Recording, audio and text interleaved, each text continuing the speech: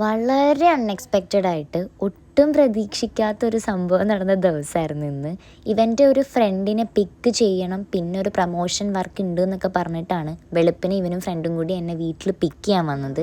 വണ്ടി കയറിയപ്പോൾ തൊട്ട് ഞാൻ ചോദിക്കുന്നുണ്ട് ഏത് ഫ്രണ്ടാണ്, എവിടെയാണ് വർക്ക്, എന്താണ് വർക്ക്. രണ്ടുപേരും കൂടി തകർത്ത് നല്ല അഭിനയമായിരുന്നു.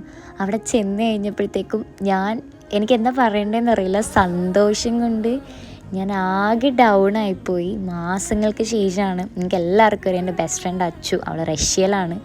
അവൾ വരും എന്ന് എനിക്കറിയാം, പക്ഷെ അത് ഇവരെ വിളിച്ച് ഇങ്ങനൊരു സർപ്രൈസ് പ്ലാൻ ചെയ്യും, ഞാൻ ഇത്ര ഇമോഷണലി ബ്രേക്കായി പോകുന്നൊന്നും ഞാൻ ഓർത്തില്ല. അവളെ കണ്ടപ്പോൾ തന്നെ എനിക്കെന്താ പറയേണ്ടതെന്ന് അറിയില്ല. ഞാൻ ഓടിച്ചെന്ന് കെട്ടിപ്പിടിച്ച് ആകെ അലമ്പായി.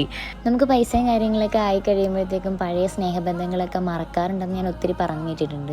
ഇവൾ പോയതിനെക്കാട്ടിൽ കൂടുതൽ ഞങ്ങളുടെ ബോണ്ട് ഇപ്പോഴും വലുതായിട്ടുണ്ടെങ്കിലേ ഉള്ളൂ. ആ പറഞ്ഞ കാര്യങ്ങളൊക്കെ തിരുത്തെഴുതി ഇപ്പോഴും കുഞ്ഞിലേ മുതൽ എങ്ങനെയായിരുന്നു ആ ഫ്രണ്ട്ഷിപ്പ് ഇപ്പോഴും അതുപോലെ തന്നെ മുന്നോട്ട് പോകുന്നുണ്ട്. ഒരു പ്രശ്നം വന്നാൽ ഞങ്ങൾക്ക് രണ്ടുപേർക്കും അങ്ങോട്ടും ഇങ്ങോട്ടും വിളിക്കാം. അത്ര ഹാപ്പി ആയിട്ടുള്ള ഒരാളെ കണ്ടത് കൊണ്ടാണോ എന്നറിയില്ല, ഇന്നത്തെ എൻ്റെ ദിവസം എനിക്ക് ഈ സർപ്രൈസ് തന്ന ആരെയും ഞാൻ മറക്കില്ല. അത്രമാത്രം ഞാൻ ഹാപ്പി ആയിരുന്നു.